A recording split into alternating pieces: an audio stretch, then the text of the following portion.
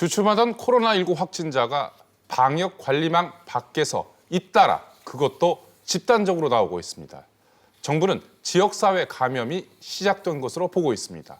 대구, 경북 등 지역사회 감염의 의미 그리고 현황과 대책에 대해 기자들과 이야기 나눠보겠습니다. 김서훈 기자, 이제 사망자까지 발생했네요. 네, 국내 코로나19 확진자 가운데 처음으로 사망자가 나왔습니다. 경북 청도 대남병원에 20년간 입원해 있던 60대 남성인데요. 지난 19일 숨졌는데 방역당국이 바이러스 검사를 한 결과 양성 판정이 나왔습니다. 이 잠시 진정세를 보였던 코로나19, 최근에 확진자가 큰 폭으로 증가했죠. 네, 그 국내 코로나19 상황은 화면에서 보시는 것과 같은데요. 네. 최근 며칠 사이에 급격히 증가했습니다. 특이한 점은 29번 확진자부터 해외여행 경험이 없고 확진자와 접촉 경험도 없는데도 확진 판정을 받은 경우가 발생하고 있다는 겁니다. 네. 지역사회 감염이 시작된 겁니다. 김 기자, 이 대구, 경북 지역 확산세가 심상치 않아요. 1차 방역망이 뚫린 것으로 볼 수 있나요? 네, 지난 18일 청정지대로 알려졌던 경북 대구에서 첫 확진자가 나왔습니다. 그리고 지역사회로 순식간에 확산되고 있는데요. 정부의 방역망에 대한 우려가 커지면서 문재인 대통령도 기존과 다른 방역망 구축을 강조했습니다. 지역사회 감염 대응 체계를 대폭 강화하여 지역사회에 확실한 지역 방어망을 구축할 필요가 있습니다. 병원, 요양시설 등 취약시설과 교회 등과 같은 다중이용시설에 대한 방역을 더욱 강화해야 합니다. 대구, 경북 지역 이야기 좀 자세히 해볼까요? 이 첫 번째 사례인 31번 확진자가 발생한 뒤에 이 확진자 수가 급격하게 늘었어요.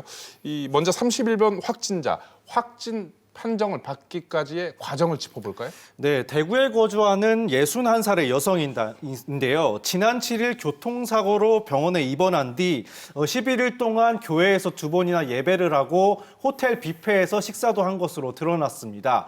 모두가 감염 확산 우려가 큰 다중이용시설인데요. 현재 이 시설들은 모두 폐쇄와 방역 조치가 취해졌고 밀접 접촉자들도 격리 조치됐습니다. 아직 역학조사 결과가 정확하게 나오지는 않았지만 함께 교회에서 예배를 보면서 빠르게 확산된 것으로 보입니다. 김 기자, 그런데 이 31번 확진자 입원 중에 병원으로부터 검사 권유를 받았었는데 이걸 거부했다고요? 네, 31번 확진자는 고열과 폐렴 증상으로 병원 측에서 2번이나 검사를 권유했는데요.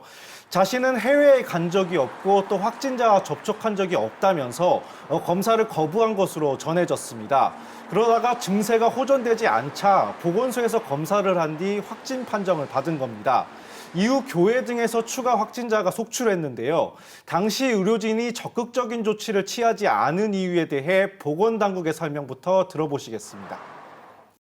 아무래도 여행력이 없고 접촉력이라는 게 밝혀지지 않은 일반적인 그런 환자분이기 때문에 병원에서는 코로나19를 의심하기는 어려우셨을 것 같습니다. 네, 현행 감염병 예방법에는 강제 처분 조항이 있는데요. 의사가 보건당국에 환자의 검사 거부 상황을 알리고 경찰력을 동원해 검사를 진행했다면 추가 확진자 속출 상황을 막을 수 있었을 것이란 아쉬움의 목소리도 나오고 있습니다. 김 기자, 이 31번 확진자와 비교되는 것이 29번 확진자인데요. 이 해외 경력이 없는 비슷한 상황에서도 29번 환자 같은 경우에는 의료진이 신속하게 판단을 해서 확진 판정을 받았다고요. 네, 29번 확진자는 서울 종로구에 사는 82살의 남성인데요. 지난 15일 가슴 통증으로 동네 병원을 찾았다가 심근경색이 의심된다는 말에 고대 안암병원 응급실에 갔습니다. 진단 과정에서 의료진이 폐렴 증상을 발견하고 격리 조치를 한 뒤 코로나19 검사를 실시했는데요. 확진 판정을 받았습니다. 병원 측의 신속한 응급실 폐쇄와 접촉자 격리 조치로 병원 내 집단 감염 사태를 막을 수 있었습니다. 29번 환자의 부인도 뒤이어 확진 판정을 받고 30번 확진자가 됐습니다. 보건당국은 발열이 일어난 시점부터 2주간의 동선을 따라 지하철과 카페, 그리고 식당에 대한 역학조사를 벌이고 있습니다. 김 기자, 지금 말씀 주신 29번, 31번 환자의 공통점은 해외여행 경험도 없고 확진자 접촉도 없었던 그런 감염원이 불분명한 상황이었던 것이죠. 예, 그렇습니다. 그렇게 되면 지역 감염이 시작된 것으로 볼 수 있다. 이렇게 말할 수 있겠네요.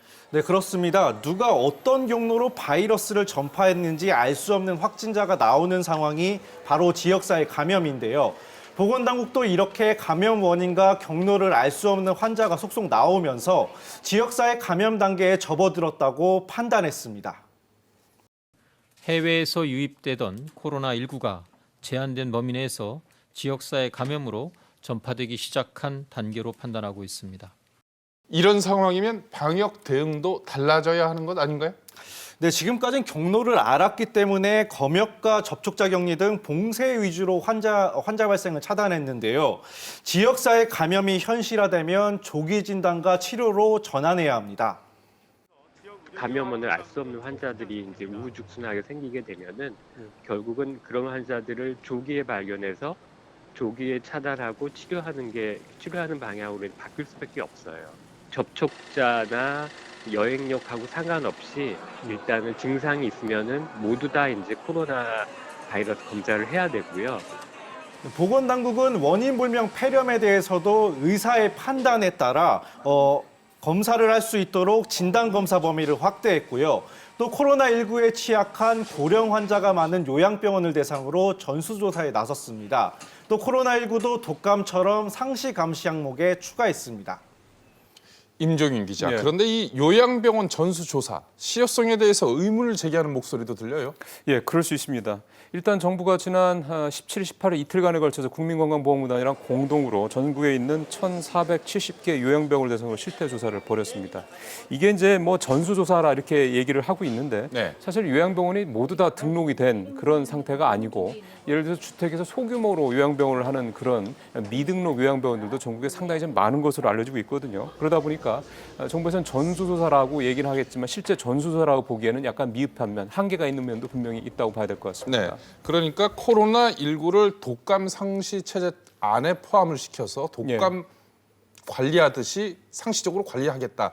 이런 방역 체계인데 실효성 논란 좀 더 짚어볼까요? 예, 지금 앵커께서 말씀하신 대로 이제 코로나19 역시 독감처럼 인플루엔자처럼 상시 관리 감독 체계에 이제 포함이 됐습니다. 지난 네. 18일부터 추가가 됐는데요. 이렇게 되면은 일단 조기 발견이나 치료 또 의심 환자의 조기 격리 이런 것들이 좀 곧바로 시행이 될 수가 있겠습니다. 당연히 감염 전파 이런 부분들을 조기에 차단하거나 확산을 막는 이런 효과가 있는 건 분명하다고 볼 수가 있겠습니다. 네. 다만 좀 한계로 지적될 수 있는 부분은요. 전국의 200여 개 의원 또 50군데 정도의 의료기관만으로 과연 전국 단위의 컨트롤이 가능할 것이냐 여부를 지목하지 않을 수가 없는데요. 네. 때문에 이제 현실적으로 봤을 때 정부의 힘만으로 이거를 컨트롤한다기보다는 각 지역에 골고루 퍼져 있는 민간 의료기관과의 어떤 적극적인 협력 또 공조 이게 불가피하다라고 볼 수가 있겠습니다. 네, 협업이 중요하다 이런 말씀이신데 김성훈 기자. 그래서 그런가요? 지역 감염이 시작되면서 정부가 새로운 진단 지침을 마련했다고요. 네, 해외 여행력과 관계없이 20일부터 의료진이 코로나19가 의심되는 환자를 대상으로 진단검사를 받을 수 있도록 관련 대응 지침이 개정됐습니다. 31번 환자와 같은 사례를 방지하기 위해서인데요. 지금도 의사가 의심 환자로 분류하면 진단검사를 받을 수 있지만 정부에서 좀 더 명확한 지침을 제공해서 지역사회 감염 사례를 적극적으로 확인하고 조치하겠다는 취지입니다. 또 확진자와 접촉한 사람을 자가격리에서 해제될 때 진단검사를 시행하는 등 관리도 강화됩니다. 김 기자, 이 지역 감염에 대응하는 체계, 방역 체계 말씀드리는 건데요. 이 완벽하게 갖추기 위해서는 현실적으로 어려운 것들이 많다고요. 네, 지역사회 감염이 시작되면 대구 상황처럼 대규모 확진자가 발생하게 됩니다. 이에 따라 상시 감시가 이루어져야 되고 또 진단과 치료를 위한 인프라가 확대돼야 합니다.